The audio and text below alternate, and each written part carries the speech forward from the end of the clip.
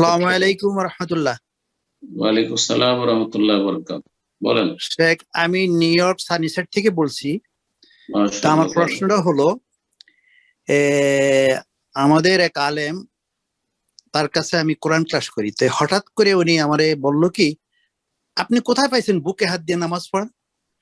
তো এই কথাকে আমার সাথে তারপরে এমন রাগ করতে করতে চলে গেল সৌদি আরবে। কয় সৌদি আরবে যে এই যে হজে ফি নেয়, এটা নাজায়েজ, তারা কোথায় পাইছে ফি নেওয়া?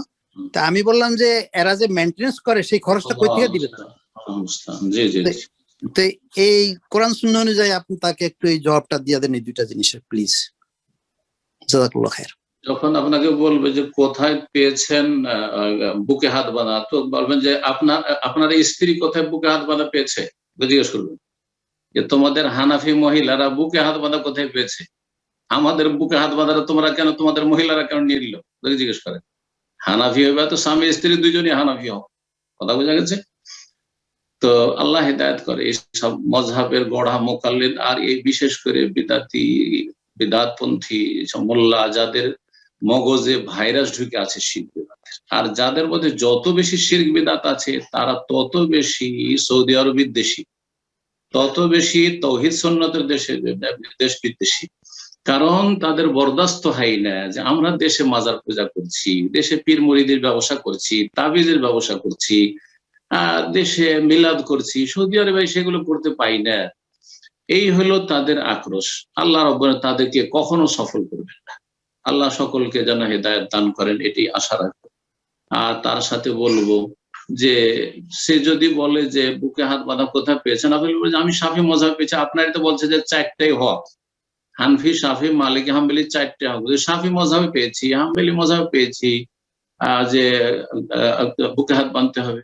তুমি যদি হানাফি মযহাব ফলো করে নাভির নিচে বাঁধতে পারো, তুমি তো দুটো মযহাবে আছে যে হাত বাঁধো, কথা বোঝা গেছে?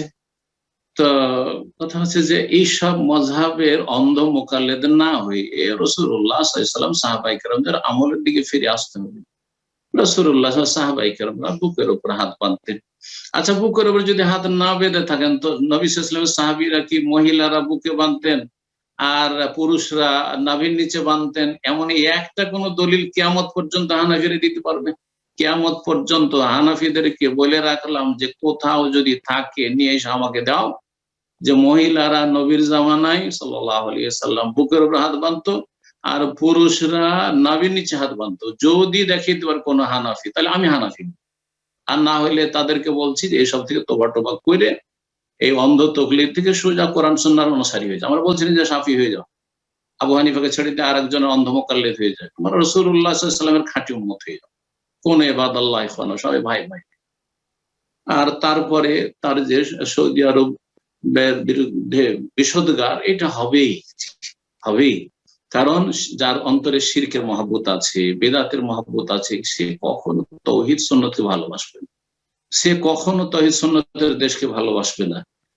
সে চাইবে যে সৌদি আরবও এরকমই শিরক বিদআত হতে থাক, আর না হলে কোনোদিন ভালোবাসবে। আলাম তারদা আনকাল ইয়াহুদ ওয়ালান নাসারা হাত্তা তাত্তাবি মিল্লাতাহুম, যেমন ইহুদি নাসারা কখনো মেনে নিতে পারে যতক্ষণ পর্যন্ত তাদের অনুসারী না হয়ে যাবে মুসলিমরা, ঠিক তেমনি যারা কবর মাজার পূজারী সুফি বিদআতপন্থী, তারা মযহাবের অন্ধ মোকাল্লিদ, তারা কখনো কোরআন সুন্নাহর নির্ভেজাল অনুসারী আর শিরক মুক্ত থাকায় আর সৌদি আরবের তাওহীদ সুন্নাতের কখনো সন্তুষ্ট হতে পারবে না। কিন্তু মওতুবে গায়দের, তাদেরকে বলবো যে তোমরা তোমাদের আক্রোশে আত্মহত্যা করে দাও, কিন্তু কিছুই হবে না, কিছুই করতে পারবে না সৌদি আরবের ইনশাআল্লাহ। আল্লাহ রাব্বুল আলামিন যেন তাওহীদ সুন্নতের এবং তাওহীদ সুন্নতের দেশের আর যারা সারা বিশ্বে তাওহীদ সুন্নতের বাস্তবায়ন করে, শিরক বিদআত থেকে মুক্ত থাকে, তাওহীদ সুন্নতের দাওয়াত দিয়ে থাকে, শিরক বিদআত থেকে বারণ করে থাকে, আল্লাহ যেন তাদের সার্বিক হেফাজত করে।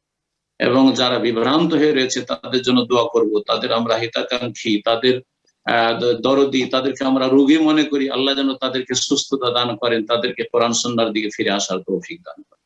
জি।